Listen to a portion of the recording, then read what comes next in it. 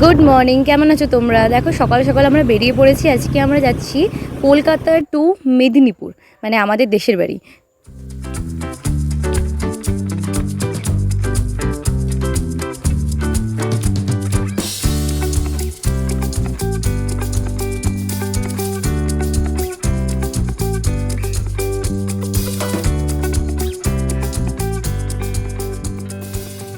এই বিদ্যাসাগর সেতুতে যখনই উঠি না কেন, এই পাশের গঙ্গাটা জাস্ট অসাম লাগে, মানে এক কথায় জাস্ট অসাধারণ।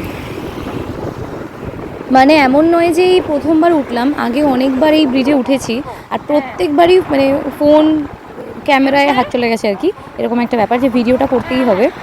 এই কারণে করতে হবে কারণ এতটা ভালো লাগে দেখতে, ভিডিওটা না করলে না মনটা কেমন করে। চলে এসেছি দিদি নবান্নর সামনে। হ্যালো দিদি, গুড মর্নিং দিদি।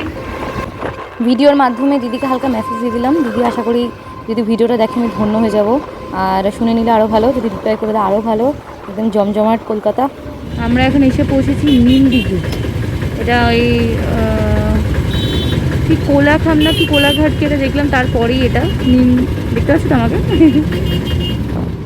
তারপরে আমরা আবার যাত্রা স্টার্ট করলাম। তবে একটা জিনিস বলতেই হচ্ছে যে এখানে যেতে যেতে মানে অনেক কিছু দেখতে পাচ্ছি, অনেক কিছু এক্সপিরিয়েন্স হচ্ছে। আর ফার্স্ট টাইম আমরা কিন্তু বাইক নিয়ে এতটা লং ট্রাভেল করছি। মানে আগে তো কলকাতার মধ্যেই ছিলাম, কিন্তু এখন কলকাতার বাইরেও বেরিয়ে পড়েছি। এরপরে আরও বাইরে বেরোবো যদি তোমাদের সাপোর্ট থাকে তো। তবে এইসব হাই রোডে বাইক নিয়ে বেরোলে একটা জিনিস কিন্তু বোঝা যায় যে এইসব রোডে একদম শাঁ করে গাড়ি চলে, ঠিক আছে। আর তার থেকেও বড় কথা, তো মানে আমাদেরকে একটা জিনিস খুব নোটিস করতে হচ্ছে যে আমরা কিন্তু ওভারটেক করবো না। মানে আমরা এটা ফার্স্ট থেকেই ভেবে বেরিয়েছি যে আমরা ওভারটেক করবো না। কেন, পেছনে অনেক বড় বড় গাড়ি রয়েছে। হ্যাঁ, অনেক বড় বড় মাথা থাকলে ছোটো মাথা নর্মালি কোনো কাজে আসে না। তো আমরা ডিসাইড করেছি কোনো ওভারটেক করবো না, জাস্ট আমরা লেফট সাইড ধরে সোজা চলবো, ঠিক আছে। যেখানে যেরকম স্পিড তোলার তুলবো, যেখানে নামানো সেখানে নামাবো।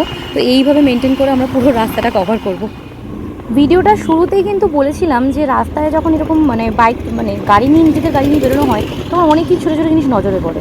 যেমন এই সামনে দেখো দুজন যাচ্ছে, মানে হাই রোডে গাড়ি চালাচ্ছে, ইভেন তিনজন যাচ্ছে, কারোর মাথায় কোনো হেলমেট নেই। হ্যাঁ, মানে এরা কি অমরত্ব নিয়ে বেরিয়েছে বা কি অমৃত পান করে বেরিয়েছে, এটা আমার জানার খুব ইচ্ছা, জানতে ইচ্ছা করে এগুলো, যে সেই অমরত্ব আমরা কেন পেলাম না।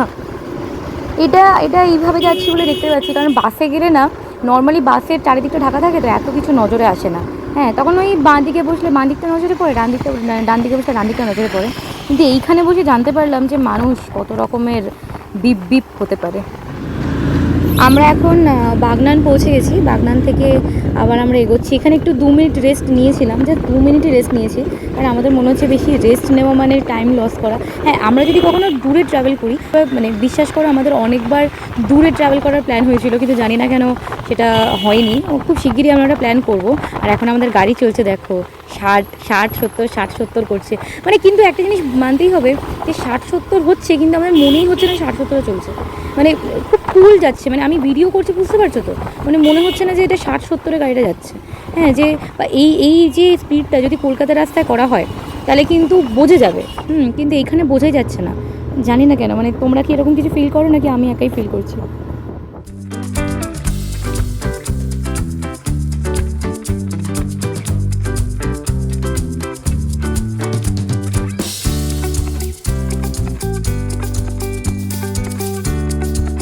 মোটামুটি কোলাঘাট চলে এসেছি, আর চলে এসেছি মানে কি বেরিয়েও যাচ্ছি।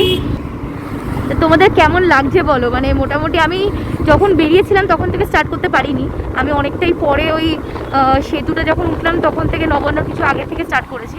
তো যাই হোক, এতটা তোমাদের মোটামুটি কেমন লাগছে জানিও। আর এরকম বাইক রাইড কিন্তু আরও করবো, তো চ্যানেলটা সাবস্ক্রাইব করতে ভুলো না। আমরা যখন বাইক নিয়ে মানে ওই দিকতে যাচ্ছি, যেতে যেতে কিন্তু প্রচুর মন্দির দেখেছি। আর এটা তো ঠিক যে পূর্ব মেদিনীপুরের দিকে কিন্তু প্রচুর মন্দির রয়েছে। তো আমরা প্ল্যান করছি যে ওই মন্দির নিয়ে একটা ভিডিও করার। আমি কিন্তু ভিডিওতেই বলেছিলাম যে এটা কোলাঘাটের তাপবিদ্যুৎ কেন্দ্র, অনেকেই জানো অনেকেই জানো না, বাট ভিডিওতে এত জোরে হাওয়া চলছিল যে মানে অর্ধেক কথা শোনাই যাচ্ছে না। তো তার জন্য আমি আরেকবার তোমাদেরকে বলে দিচ্ছি, এটা হচ্ছে সেই কোলাঘাটের তাপবিদ্যুৎ কেন্দ্র। অনেকে তো ভূগোলের বইতে পড়েছো নিশ্চয়ই, আমিও পড়েছি। তো যাই হোক, এইটা অসংখ্য বার আমি দেখেছি, মানে যতবারই দীঘা যাওয়া হয় বাসে করে, আমরা তো বাসে করে দীঘা যাই আর কি। তো এখন বাইক নিয়ে প্ল্যান করতেও পারি, বাট যখন বাসে করে আমরা দীঘা যাই প্রত্যেকবারই এই তাপবিদ্যুৎ কেন্দ্রের সাথে সাক্ষাৎ হয়, তাকে দেখি, তাকে বাই বাই করি, আর আমরা চলে যাই। আমরা কলকাতা থেকে যখন রওনা হয়েছিলাম তখন 8টা 29 মতো বাজছিল। আর এখন কিন্তু বাজছে 10টা, মানে মোটামুটি আমাদের ওই 1 থেকে 1.5 ঘন্টা কি 2 ঘন্টার মতো টাইম লাগলো, যে আমরা কিন্তু মোটামুটি পৌঁছে গেছি। এই জায়গাটা হচ্ছে মানে আমরা যেখানে নামবো মেদিনীপুরের আগে নিমতৌড়ির আগে কিছুটাই রাস্তা। তো মোটামুটি আমরা কিন্তু চলে এসেছি, আর দেখতে পাচ্ছি আমরা নিমতৌড়ির দিকে ঢুকেও গেছি। তো চলো, আমাদের কিন্তু রোড ট্রিপ এখানে মোটামুটি শেষ হলো। রাস্তার ধারে বেশ সুন্দর সুন্দর হলুদ কমলা মানে কমলা রঙের কমলা লেবু দেখে আমাদের আর লোভ সম্বরণ হলো না। তো আমরা নেমে এখন কমলা লেবু কিনছি বাড়িতে নিয়ে যাওয়ার জন্য। আজকের ব্লগটা কিন্তু এখানেই শেষ করছি। ব্লগটা কেমন লাগলো আমাদেরকে জানিও, আর এরকম কিন্তু আরও অনেক ব্লগ আসতে চলেছে। সো এতটা দেখছি এখন সাবস্ক্রাইবটা কিন্তু মাস্ট করতেই হবে। খুব শীঘ্রই দেখা হবে অন্য ব্লগের সাথে। টাটা।